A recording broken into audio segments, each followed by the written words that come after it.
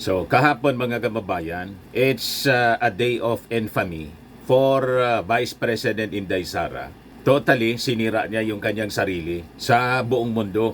Yung kanyang banta na i-assassinate yung ating Pangulong Bongbong, First Lady Lisa Marcos, at saka si Speaker Martin Romualdez na hindi man nakakaano sa kanya, kundi inaway niyang inaway dahil sa alam na ninyo yung punot dulo nito. The confidential funds at yung ambisyon na pumalit sa ating Pangulong Bongbong Marcos. Pinagpiestahan po ng mga international dailies na publish po sa buong mundo.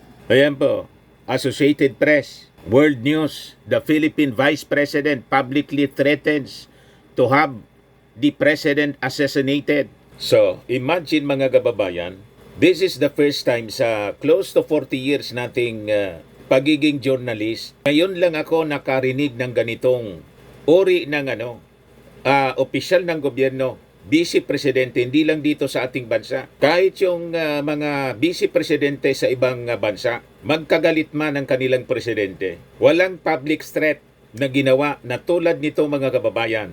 So ang ginawa ni Inday mga kababayan is beyond imagination na magagawa ng isang number 2 highest official ng isang bansa. Sabi ko nga mga kababayan, I think we have to ask Congress to take appropriate actions. At sa ating mga mamamayang Filipino, to ask Vice President Inday Sara to resign or be impeached ng Kongreso before pang makapanakit mga kababayan si Inday Sara. And I think mga kababayan, with all the display of madness na ginawa ni Inday, which is unprecedented. Ano pa man po ang tawag ninyo niyan kung hindi nawawala na po sa sarili ang Vice Presidente. Sabi ko noon sa inyo, noong una palang na mga statements ni Inday, gustong ipahukay yung bangkay ng dating Pangulong Ferdinand Idrorin Marcos at itapon po sa West Philippine Sea. That statement is very, very unusual. Hindi yun po magagawa ng isang matinong tao ang pag-iisip. Baliw lang mga kababayan ang makakagawa ng ganyang mga statements. At saka yung ini-imagine niya, yung ating Pangulong Bongbong Marcos na dahil lang sa relo na hinihingi ng isang PME cadet na nag-graduate at hindi ibinigay ng ating Pangulo, gusto na niyang tanggalan ng ulo yung ating Pangulo. Is not a normal display ng pag-iisip mga kababayan, manifestation ng pag-iisip. Kailangan ni Inday iparehab.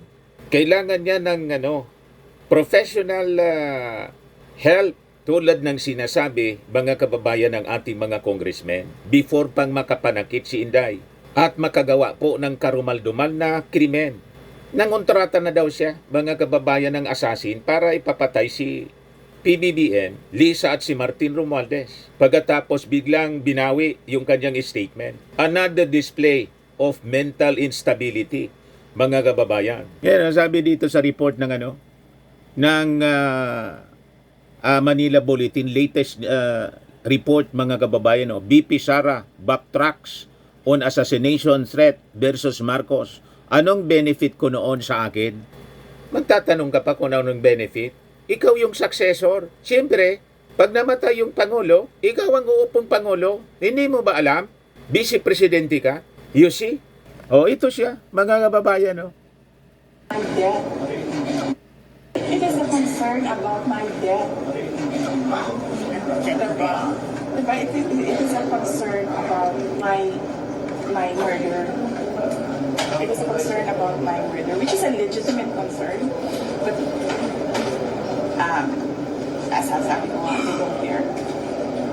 Maybe because sa inuman, sa kanila galing, so they don't care. And then ngayon, if I express that concern, they would say there's a threat. Pinalalabas ni Inday, siya yung may death threat. Kasi di ba sinabi niya, una, na si Martin Romualdez daw, once her dead, so gumawa siya ng kwento, mga kababayan, na gusto siyang ipapatay ni Martin Romualdez. And because of that, gusto niyang mag-revenge. Yan ang pinapalabas niyang kwento, mga kababayan. Kaya siya nag-rant, tumawag ng online virtual press conference, pinagmumura yung ating Pangulong Bongbong, First Lady, saka si Martin Romualdez, and threatened na ipapatay mga kababayan. Ngayon, bigla siyang kumambyo. Nag-backtrack Ano man na niya yung mapapala ko? Imagine that. Yan ang sinasabi niya dito. Habang siya po yung successor. of the president. Bakit ko daw siya papatayin? You see? If not for revenge from the grave. There's no reason na papatayin ko siya. Anong benefit mo sa akin? Patayin ko si Lisa. Anong benefit mo sa akin? Wala. Kundi sana kung tagapagmana ako ng nakaw na yaman. Di naman. So anong benefit nun? Pag nawala sila dito sa mundong ito, for them to say, there's a threat. Yung sa threat ko nga, wala nga silang pakialam.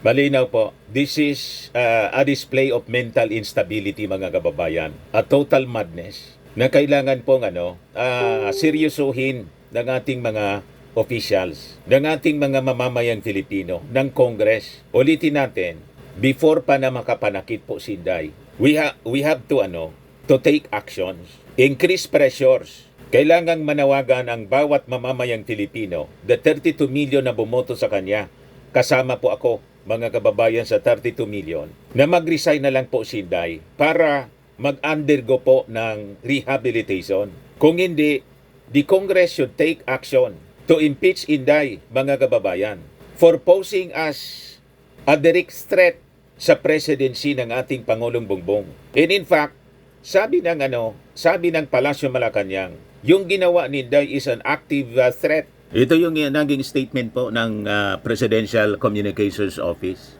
Acting on the Vice President's clear and unequivocal statement that she had contracted an assassin to kill the President if an alleged plot against her succeeds. The Executive Secretary has referred this as active threat to the Presidential Security Command for immediate proper action. Any threat to the life of the President must always be taken seriously, more so that this threat has been publicly revealed and clear in certain terms. So it is an active threat mga kababayan. And in fact, yung PNP po, si General Marbil, mga kababayan, bumuo na po ng investigating team para imbestigahan po ang active threat na to na ginawa ni Inday sa ating Pangulong Bongbong, kay First Lady at saka kay Martin Romualdez. Ayan po yung report ng Inquirer. PNP to investigate BP Duterte's murder threat versus Marcos. Yung PSG po, hinaightened na po nila yung alert after Sara kill order laban sa ating Pangulo, sa First Lady at kay Martin. Sabi po ng Presidential Security Command, any threat to the life of the President and the First Lady regardless of its origin and especially one made so brazenly in public is treated with utmost seriousness, sabi po ng PSC. We consider this matter of national security and shall take all necessary measures to ensure the President's safety.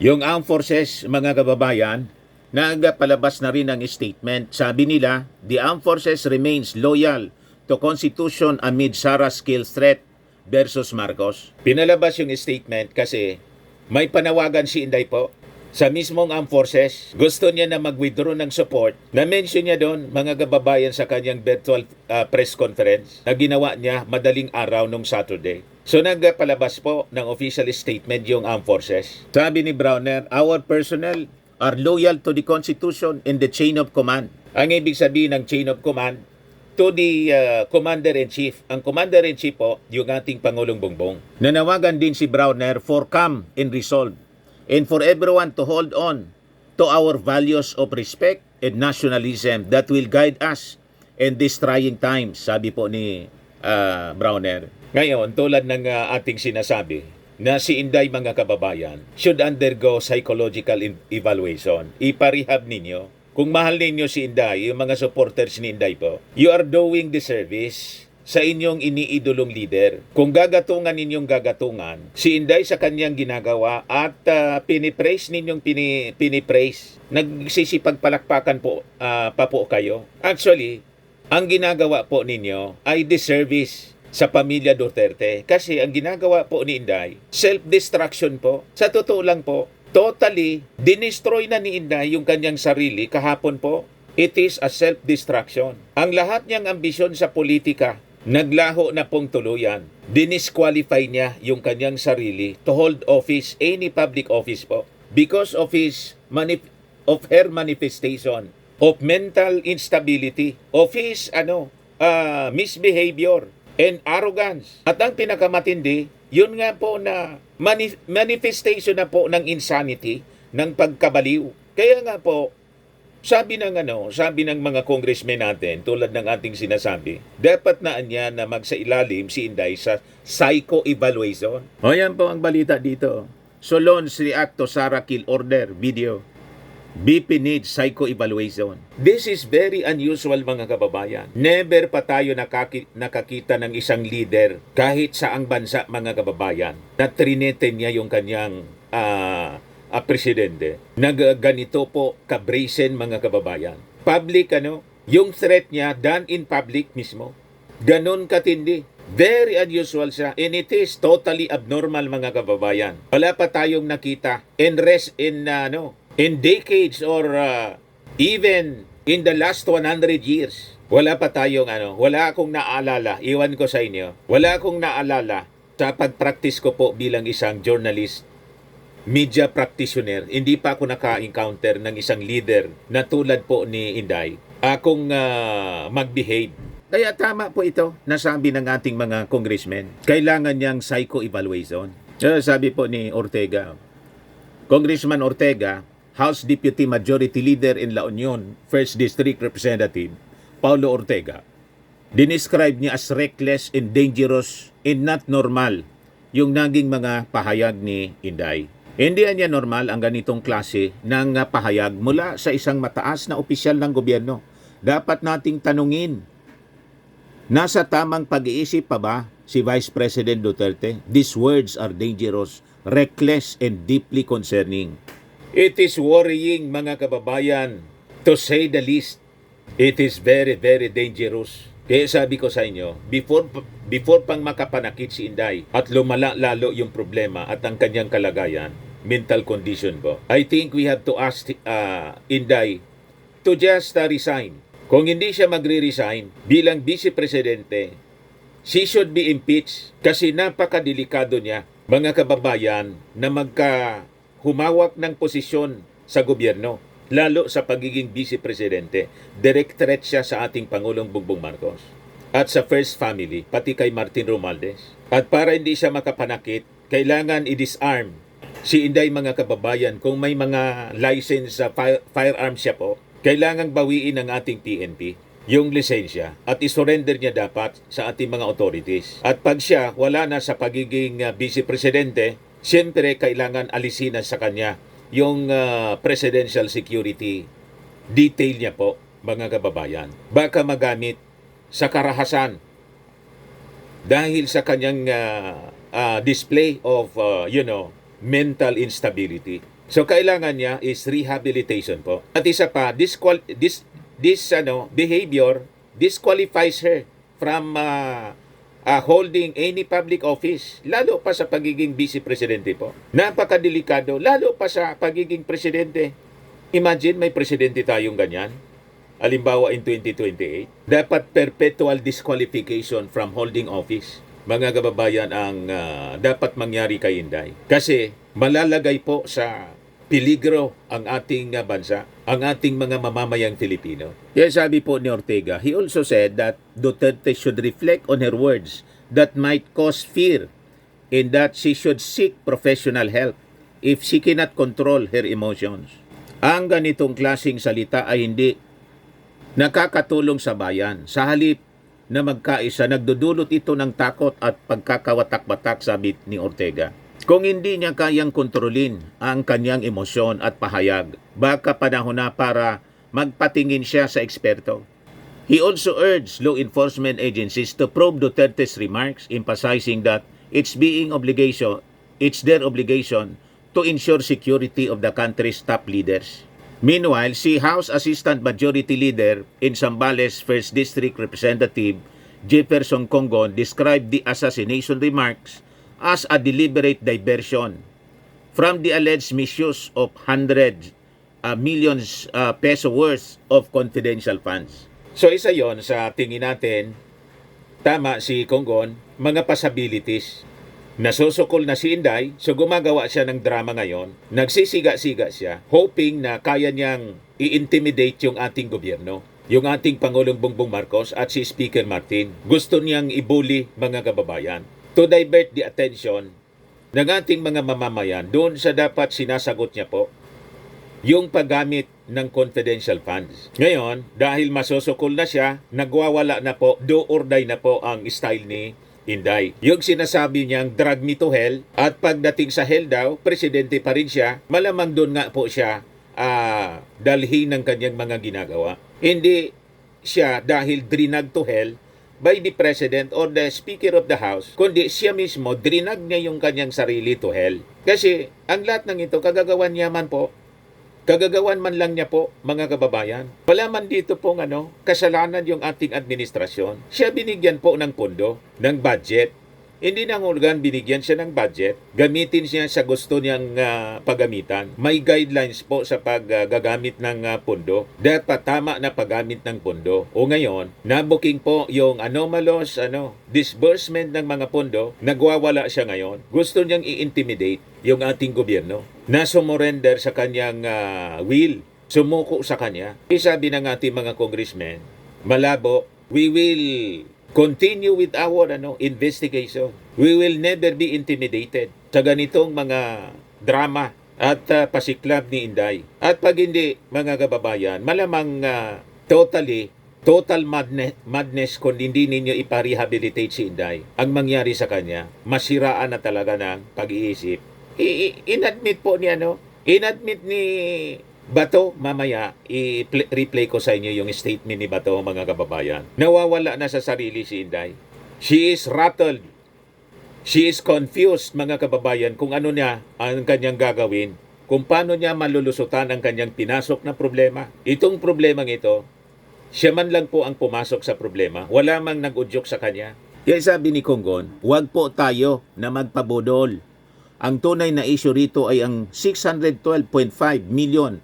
So hindi na lang 125 million confidential. Yung total na po na confidential funds, 612.5 confidential funds, million, na kailangang ipaliwanag ng Vice Presidente sa publiko. Hindi dapat magpadala sa mga diversionary tactics na ganito, sabi po ni Congon. So instead niya of addressing the allegations head-on, she is creating distractions that only sow fear in division, sabi po niya. Ngayon, hindi nagpasindak si Taguig City 2nd District Representative Amparo Maria Zamora. Ang ako tingin ko, drama po, pati yung pagtakbo sa ospital. Mga kababayan kay Yusek Sulaika Lopez po. Tawag dito sa amin, uyok. Drama po. Nagdahilan lang. Mamaya ipakita ko sa inyo yung video. Isabi ng mga doktor po, normal man niya, wala mang sakit. Yun ang sabi po. Di ba itinakbo sa St. Luke Hospital? Yun ang rason kung bakit ibinalik po sa Veterans Memorial Hospital. Wala man na-detect pong sakit yung mga doktor. Yan Sara Duterte's Chief of Staff falls ill, rushed to hospital. Taas claim the doctors found Lopez to be in normal condition and question why she had to be brought to another hospital. Nag-uyok, sabi sa Bicol. Nagdahilan lang. Nag-arty lang po. Scripted lahat. Di ba sinabi ni Inday na nagpaplanoan niya kami? Yun pala yung pinaplano nila. Gumawa ng drama. Action drama, horror, psycho film, mga kababayan. Ipakita ko na sa inyo yung before natin ipagpatuloy yung sinabi ng mga congressmen. Yung video. Dito sa video ito, mga kababayan, makikita si Inday, kinakausap niya si General Nick Torre, yung CIDD chief, na pagbigyan yung media na hinold ng mga pulis na hindi makalapit kasi request ng mga doktor kasi makakagulo. Makakagulo sa pagbubuhat ng pasyente, si Lopez, si Sulaika Lopez.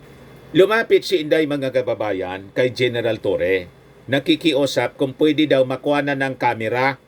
Yun pala mga kababayan, ang intensyon ni Inday para makalapit yung mga cameramen, magdadrama itong si Zuleika Lopez, yayakapin si Inday at mag-iiyak.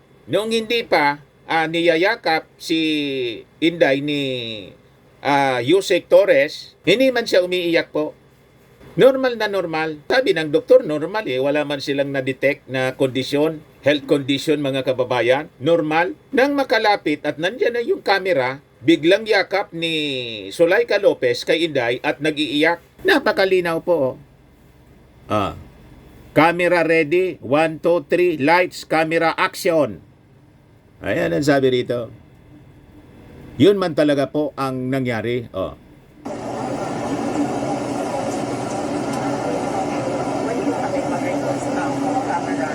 Pwede daw mag-request camera. Pwede niya mag-request camera. Sige yan. Sabi ni General Torre. Go. Double time. Ding, i-release mo ang media. Release. Go na sabi ni General. Lapit na. Si General lang nagsabi. Ayaw ng hospital. Ayan si Bato. Hindi Ayaw ng hospital. Nandyan lang naman yung camera eh. Isa pang dramatic actor, si Bato. Huwag nyo lang i-block yung side ng camera. Alis na lang dito ang mga one para makita Nandyan na. lang para makita ng camera. Makita niyo, normal pa. Hindi man nag-iiyak. Tignan natin ito yung Si Zuleika Lopez.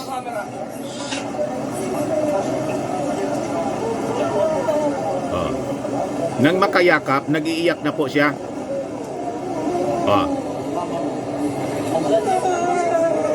You see? Pure drama.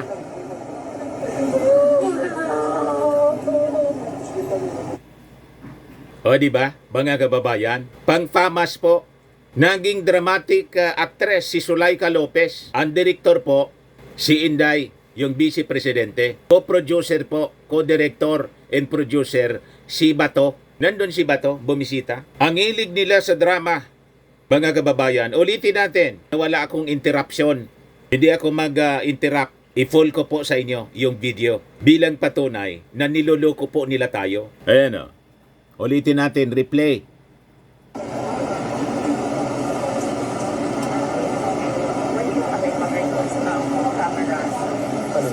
Papasukin lang general yung mga cameras. So, palapitin ang mga media. Apo. Sige. Lapit na. Go na. Go. Okay. Double time. Ding, i-release mo ang media. Release. Go na sabi ni General. Lapit na. Si General lang nagsabi. Ayaw ng hospital. Hindi Ayaw ng hospital. Nandyan lang naman yung camera eh. Ayaw ng hospital. Nandyan lang sa inyo. Huwag nyo lang i-block yung side ng camera. Alis na lang dito ang mga one para makita Nandyan na. lang para makita ng camera. Ayaw ng ospital daw. Pero, kinonsider. Para makita ng camera.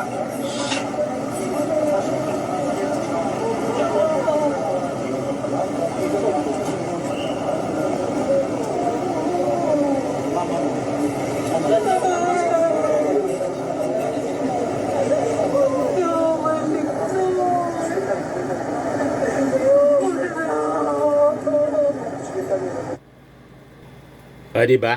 Mga kababayan, malinaw na ginuguyo tayo, binobodol tayo ni Inday at saka ni Zuleika Lopez. Ang sabi ni ako wala akong alam personal nito. Ang nagkwento po si Simon Tulfo, yung columnist na Simon Tulfo, kapatid ni Erwin Tulfo.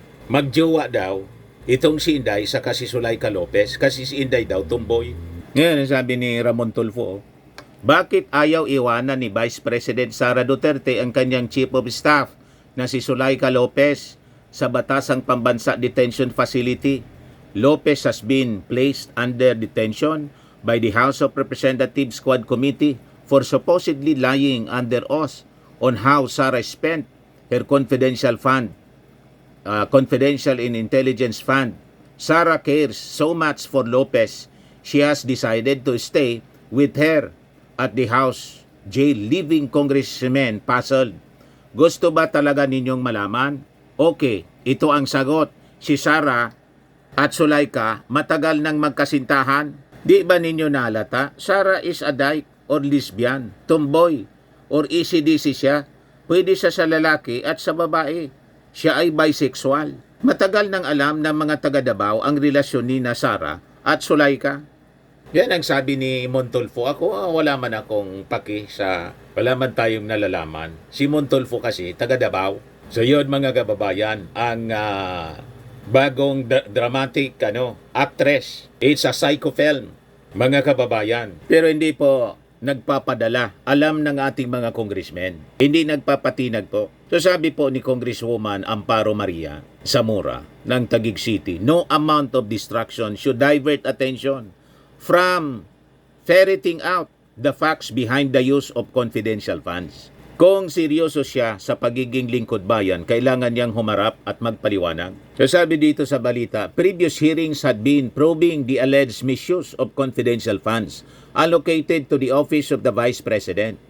A House probe found out that the OBP in the Department of Education submitted about 4,500 of acknowledgement receipts to the Commission on Audit to explain how they used 612.5 million of confidential funds.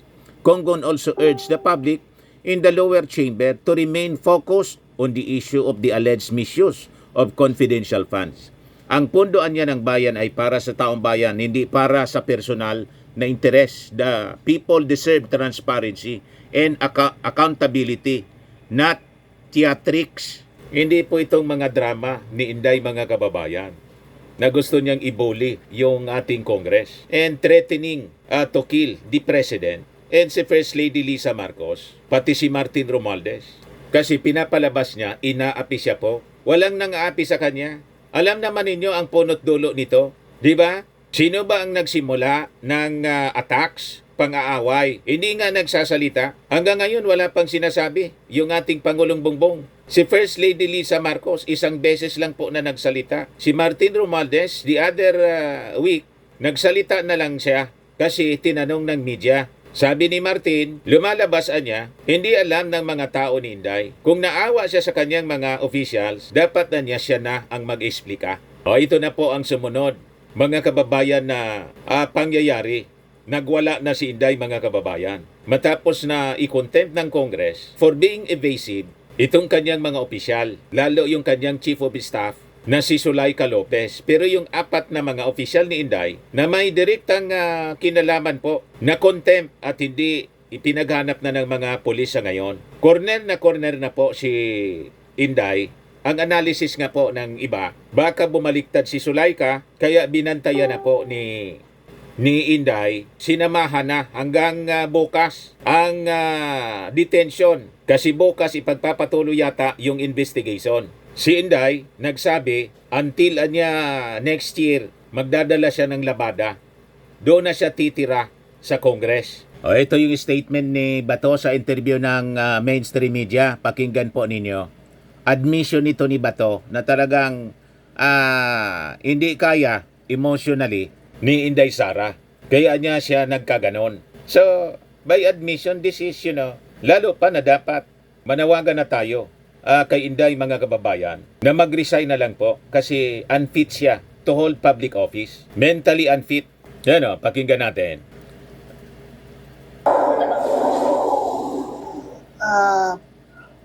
Parang sabi niya, hindi na niya alam kung kanino siya maniniwala Oh, you at see? kanino siya magtitiwala. Parang ganun na sitwasyon na pakiramdam niya. Sabi ko, you are the second highest official of the land. You have to be strong for us. You have to be strong for us. Otherwise, kawawa ang Pilipinas pag ikaw ay bumigay. Oh, you see? Ibig sabihin, weak si Inday. Yung mga pinoproject nila na si Inday, ang mga Duterte, maisog, strong leader, hindi man po totoo. And in fact, pati yung kanyang mental capacity and emotional capacity niya, hindi siya pwede, mga kababayan, na maging leader ng ating bansa. Ito pa lang po, investigation pa lang ng confidential funds. Hindi niya kayang harapin, hindi niya may paliwanag, nagdi-meltdown na siya kaagad, displaying arrogance, recklessness, and mental instability. How much more kung siya na yung Pangulo? You see? With all the problems ng ating bansa in pressures, iba ka doon na siya matuluyan, mga kababayan, na mabaliw. Sa totoo lang, kailangan niya ng professional help. Tama yung ating mga congressmen. Maging si Senate President Chis Escudero, nag-react na po eh. Yan sabi ni Chis Escudero. Chis to BP Sara allies, tell her to refrain from making harmful remarks. Ayan ba? Chis calls BP rant possibly criminal. So, iniimbestiga na siya ng PNP for possible criminal raps, mga kababayan. And this could be a case for impeachment, mga kababayan. Yan po. Finally, a ground for Sara impeachment. Sabi dito sa Inquirer. Yan sabi po ni ACT Party List Representative Franz Castro and Tingog Representative Jude Asidre. These actions the threats made by the Vice President against President Marcos, First Lady Lisa Marcos, and Speaker Martin Romualdez constitute a clear and present danger to the Republic, sabi po ni Asidre. They destabilize our democratic institutions and reflect a betrayal of the constitutional oath to uphold and protect the Constitution. Castro added, we challenge the House leadership to support impeachment efforts in light of these brazen maneuvers. The November 25 hearing of the Committee on Good Governance must proceed as scheduled to get the bottom of these allegations. Referring to the House panel investigating Duterte's use of confidential funds as Vice President and one-time Education Secretary. In interviews with the Inquirer on Saturday, kahapon po, some political and legal experts also shared their thoughts on the possible implications of Duterte's flare-up.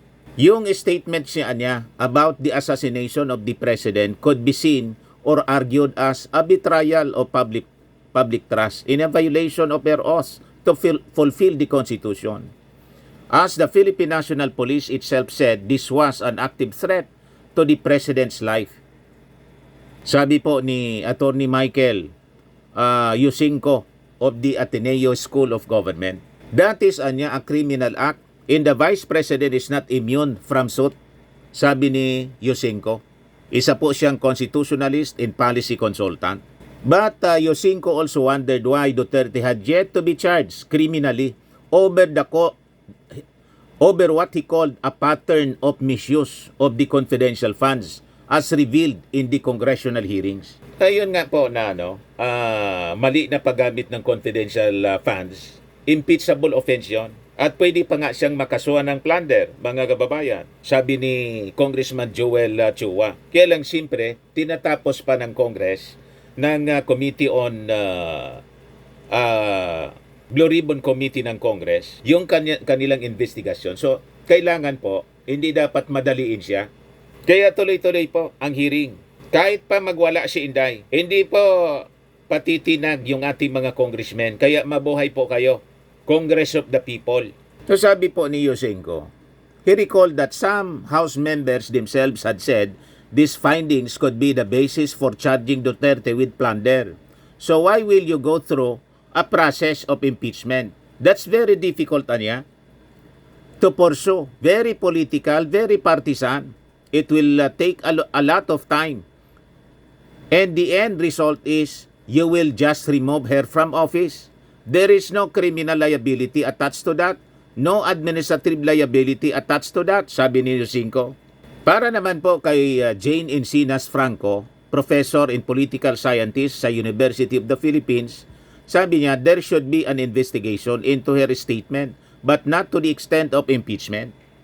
Normally, impeachment is both a legal and technical process but it is also a political one, sabi po niya.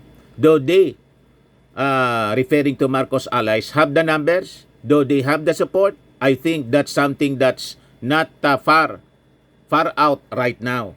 Kasi po, yung trial po ng impeachment, ang impeachment nag-originate sa Congress. So, pwede niyang impeach sa Congress. Pero yung trial sa Senado po, marami pang mga budol doon. Marami pang mga kalyado. ang mga Duterte, si Inday sa Senado. 'Yun ang minimin ng ating mga analyst. Plus, to my mind, impeachment anya might instead make her even more popular. Her actions, statements, they are very Duterte-esque anya and brings her closer to the core of her father supporters. She noted, referring to the foul-mouthed leadership style of the Vice President's father, former President Rodrigo Duterte. These kinds of threats anya to violence is something Duterte supporters like and would make them rally behind her even more since her political base is borrowed from her father. Pero yung mga nanawagan po kahapon ng people power, as usual po, nilangaw. Sila man lang po nandun. Yan po, kinover ng SMNI. Yan lang po ang tao. Oh. Walang iwanan. Inday, Sara. Yan lang ang mga tao po. Sino na to? Si Maloti Kia. Yun ang nagsasalita. Wala man pong maniwala. You see? Kasi kitang-kita na po ang manifestations ng mental condition po ni Inday.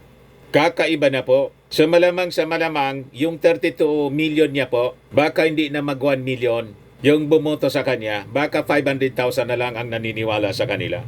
Para naman po kay Chel Duke, human rights lawyer and chair ng Free Legal Assistance Group, tinitimbang din niya ang sitwasyon. As we all know, impeachment is really a political process. When we speak of the House of Representatives, I don't think there will be much issue as far as getting the Vice President impeached. What is crucial when it gets to the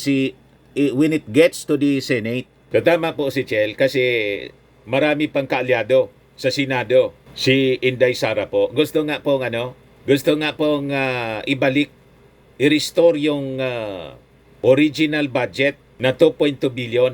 Pero nanindigan po yung ating mga congressmen. Kasi hindi nga po na-justify kung paano yung paggamit ng pondo, lalo na po yung confidential funds. Ang daming irregularity. Sasabi po ni Chel Duke, the best thing for Duterte now is to come forward, attend the inquiry, take the oath, and testify. Because if she has nothing to hide, then she has nothing to be afraid of. All this is because she has ignored her summons and refused to testify. What she has done is exactly why this is happening to her chief of staff. She has put her subordinates in spot, and she should be the one taking responsibility. The buck should stop with her and not with any of her people. Tama po, tulad ng ating sinasabi po, itong mga staff ni Inday, nakakaawa kasi sumunod lang sila sa instruction ni Inday po. O sila ngayon ang napasama. Ngayon, ang dapat gawin ng mga subordinates ni Inday, makipag-cooperate na totally sa congressional investigation. At dapat managot na opisyal. At walang iba, mga kababayan, yon si Inday Sara. O ngayon, yung mga DDS po, yung efforts nila na panawagan ng people power, bigo sila po. Walang people, walang power. Oh, by the way, before we end mga kababayan, gusto nating pasalamatan yung mga donors natin. Kahapon, nagsagawa na kami ng Uplan Ayuda sa Ubaliw, Uwas Albay. 100 beneficiaries po. Binigyan namin ng tig pa 500 na cash. At yung partner namin, SDA, nagbigay din ng 5 kilos na bigas, tinapay, mga clothings at hygiene kit. Yung donations po na natanggap namin, 33,000. Kaya dinagdagan ni Mrs. ng 17,000 para maging 50,000. Tig pa 500 kasi po yung ipinamigay namin. Ginawa namin po cash para sabi ko nga po, madali yung accountability. Madaling computein mga kababayan at may magamit sila na pambili ng iba pang pangangailangan. Binidyohan ko po para ipakita sa ating mga mapanira na mga bashers na ina-accuse akong ninanakaw ko daw. Nanakawin ko lang yung mga donations. Yung 33,000 po, dinagdagan na pa namin ng 17,000. So kami pa ang nag-abono para lang maipaintindi namin sa inyo. Kasi yung mga nag-akyo sa akin ng pagnanakaw po ng pera tulad ng inaakusa nila mga kababayan sa ating Pangulo. Ibaliktad nga po kung sino yung iniimbestiga ng pagnanakaw. Sila yung mahilig mag-akusa. Yung hindi man lang, wala man lang po na contribution, hindi man nagbibigay ng donation, sila yung mapagduda. Yung gawain ng amo po ninyo, ibibigay ninyo sa amin. Wala kaming intensyon na gumaya sa paggastos po ng confidential funds. Na pati po yung Mary Grace Piatos na damay po. O ngayon, si Inday nagwawala ngayon. Nawala na sa sariling tuluyan. O di ba? So ito po siya. Oplan Ayuda 50,000 pinamigay in 30 minutes to 100 beneficiaries. Thanks to our donor and partner SDA. Yan o, hawak-hawak ni Mrs. 50,000. Second wave na po siya kasi yung una sa Gumabaw, Barangay Gumabaw, UAS. O yan po. Pakita ko sa inyo po.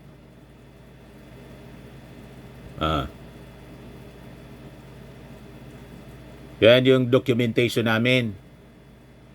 Mga binigyan. O i-replay ko po sa inyo yung video, yung coverage namin. Coverage ko po.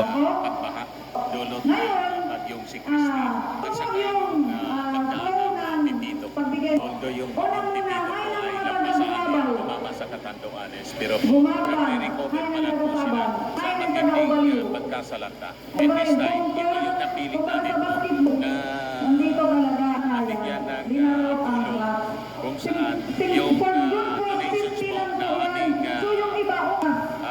natanggap galing sa ating mga donors total po 33,000 pesos. Dinagdagan ni Mrs. po na 17,000 pesos para po yung 50,000 kasi yung target dito 100 beneficiaries, so at least 500 pesos po each. Kaya 50,000. Ito siya ngayon mga kababayan. Yung mga beneficiaries ng ating cash aid. Yan po. Mga kasama namin. Ito po. This is our second wave mga kababayan ng aming relief operations para sa mga biktima ng bagyong si Christine. Yan po.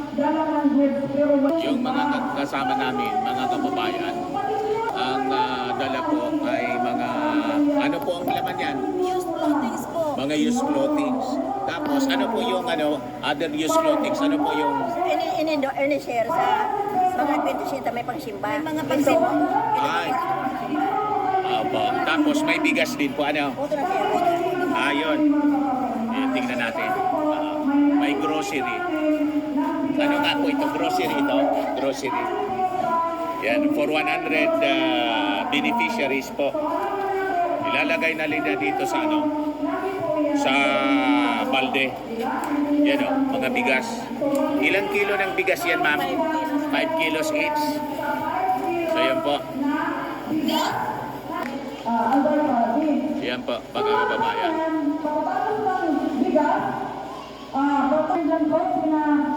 So i-document natin yung distribution namin ng pera para alam po ninyo. Ano pa po, Mrs. May hygiene kit pa. Tapos may mga hygiene kit pa po for 100 recipients, beneficiaries po mga kababayan. Tapos may may gardenia bread pa pala mga kababayan. Kasama namin dito sa relief operation yung 70 Adventist Church. Kasama kasi namin dito yung aking dating kasama sa mainstream media, si Madig Rose Ulante. Reporter ng reporter ng Manila Standard. Batso, detergent bar, May hot instruction cake, muna mga at kababayan. yung pamasahe, Yeah. 500 pesos. So 500 ano na po? pesos.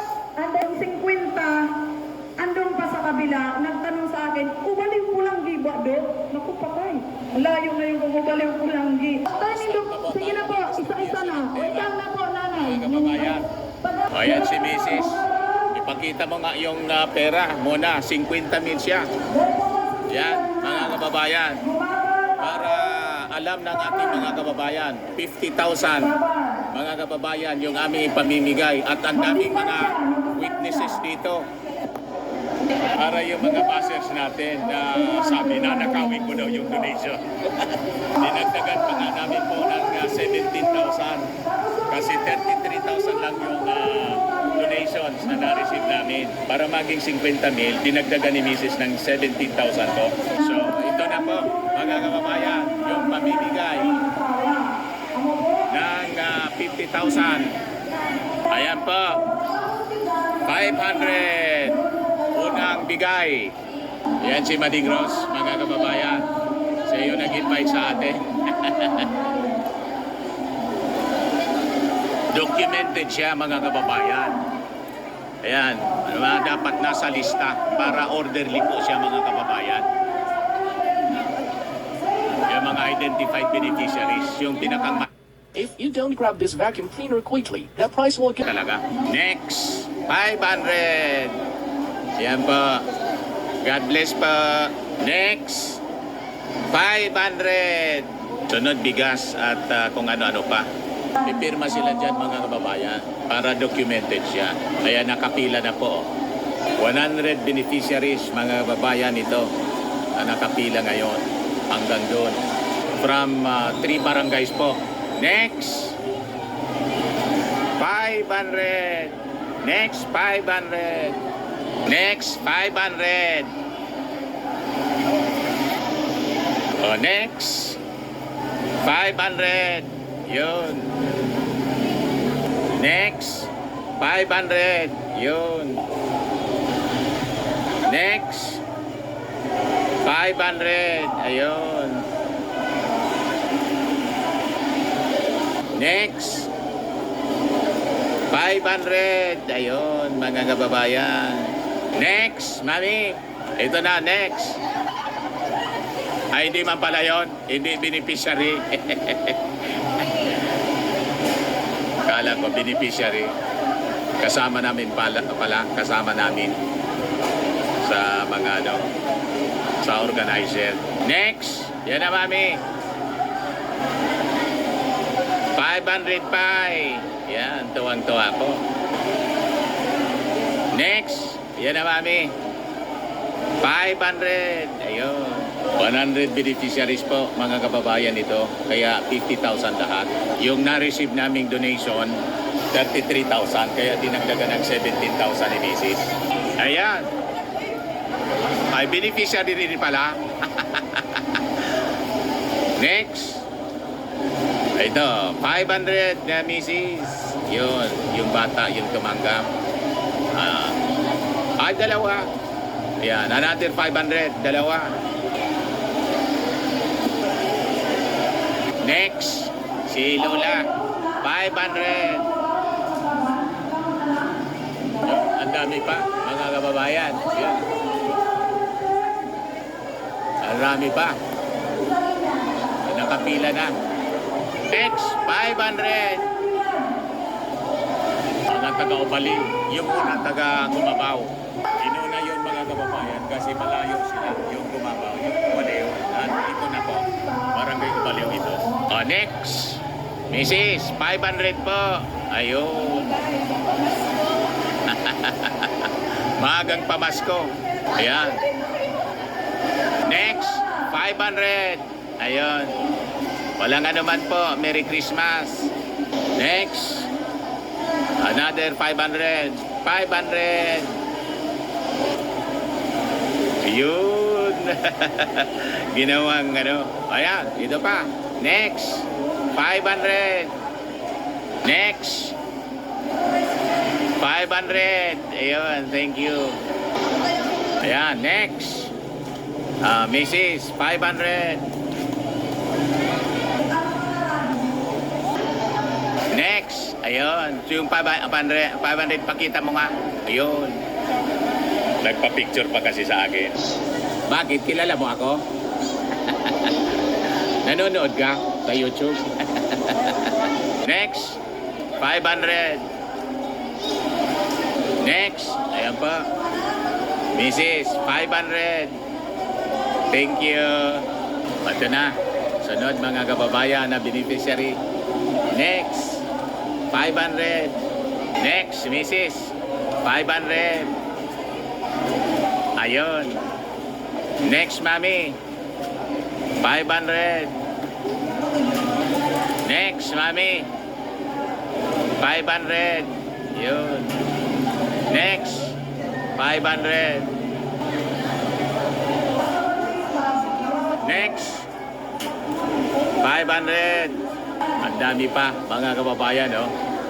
Lahat yan, bibigyan natin ng 500. Next, Mrs. Yan, 500. 50,000 yung aming pamimigay. Oh, next, mami. 500. Hanggang doon yung pila, mga kababayan. Di ba? Nakakatuwa. Ayan.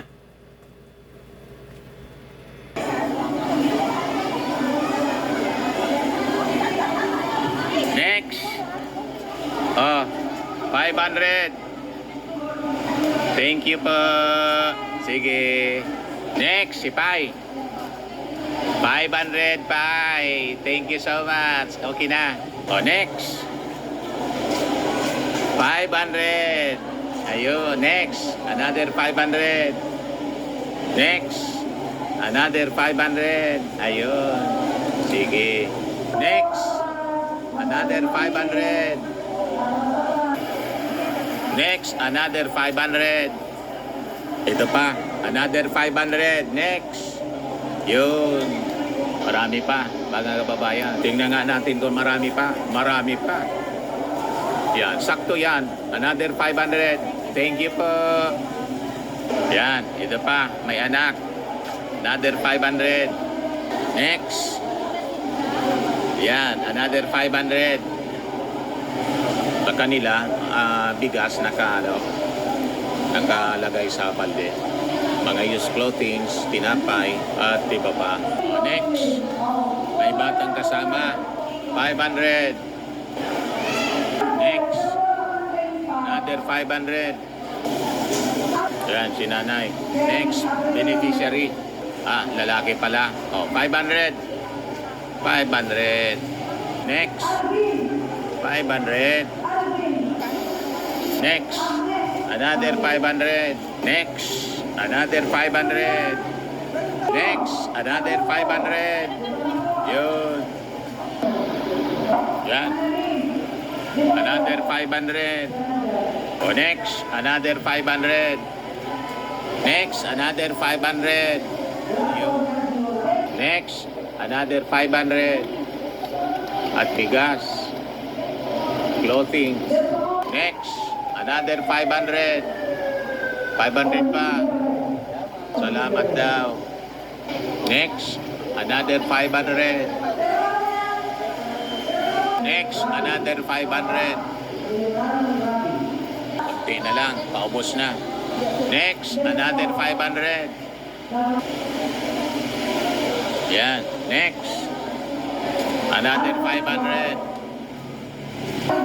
Next, si Mai, another 500. Next, another 500. Next, another 500. Yun. Next, another 500. Next, another 500. Next, another 500. Next, another 500. Dine-check nila yung kanilang mga pangalan. Kasi kailangan to as records. Next, another 500. Yun. Next, another 500. Another 500. Paubos na, mga kababayan.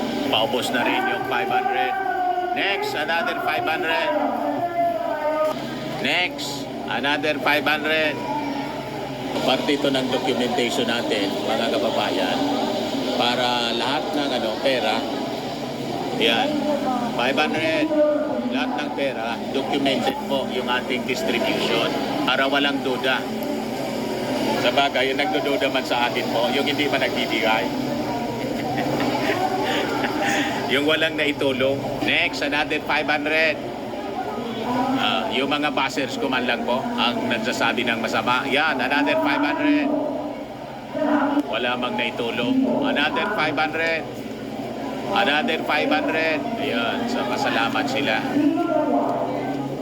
So ganon, yung hindi nakakatulong, sila yung mareklamo. Another 500. Yun. Ano yan? Another 500. Another 500. Yan o. Ayan, another 500. Ayan pa, nagsiksika na, another 500. Ayan, sunod-sunod na po kasi mabilis na. Ayan, another 500. Sige po. Another 500. Pinasiguro na. Another 500. Ito pa, another 500. Ito, another 500. Paubos na, mga kababayan. Next, another 500. Kunti na lang yung hawak ni Mrs. Ay, ilan na lang yan? Kunti na lang. 10 people na lang, mga kababayan. Ito na. Last 10,000. 9,000 na lang po. Ito na. Yung papalapit na sila. Paubos na. Next. Another 500. Sige po. Ito na. Next. Another 500. Another 500. Another 500. Sunod-sunod na po. Ito pa. Another 500. Ito pa pala. Another 500. Ito. Another 500. Another 500. Another 500. Ayun. Ayun. Ubos na. Ubos na, mami. Ubos na. Ano masasabi po ninyo? Marami pong salamat! Ayun. Taga saan kayo? Baliw! Kumusta naman? Ano nangyari doon sa bahay ninyo? Kumusta? Pinasok lang po kami ng tubig. Pinasok kayo ng tubig. Ano gagawin mo dyan sa 500 na yan? Ay, marami pong maano nito, mabibili. Ayan. Araw-araw. Ayan. Maraming... Anong pangalan ninyo po? Emily Maria Rayala. Sige po. Maraming salamat po. God bless you po. Si Maring Ross, kuna natin ng pasasalamat. Ayan. Sige po. Maraming salamat Sir Dante sa mga sponsors, sa mga donors po. Lalo na po sa mga sponsors mo na nakapag-inulong kayo na 50,000. 50,000. And I feel dinagdagan nyo pa eh. Apa. Mahirap 50 kasi may mga instant kayong Opo. binigay. So maraming salamat sa inyo ni Mading Bell. God bless you. Sa mga paradangol po ni Mading Dante. Magtiwala lang po kamo. Mading Bell, salamat. Marigang Bigdi. Thank you. And sana sa mga susunod ka pang outreach. Sige po.